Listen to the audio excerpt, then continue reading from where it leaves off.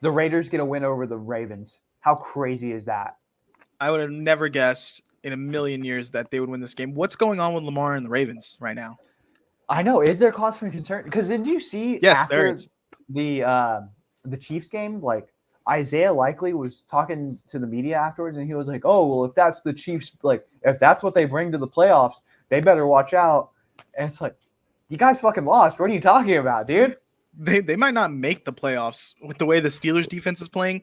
And I think what it is too, the Derrick Henry thing is not working out.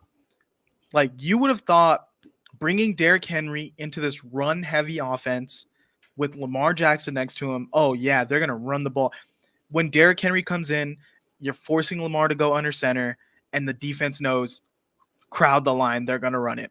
And then Justice Hill comes in, and they're like, oh, play some zone, they're gonna throw it.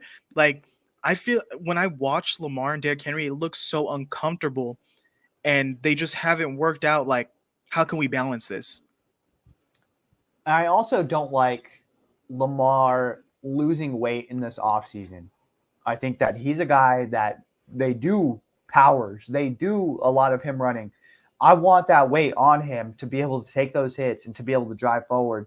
That like all affects him. And as you start to accumulate hits, not just in the game, but throughout the season, that's going to affect your ability to pass. And this is a guy that we know is dynamic. So why add risk for a little bit of reward? Do you think that him losing that weight was going to make him that much faster to where it like has the possibility of getting him injured? I don't think so. Well, then here's the thing too: is like Lamar really badly wants to be taken seriously as a pocket passer, and it's like the whole Chiefs game, he's trying to stay in the pocket and throw it, and they're losing. They're not able to score.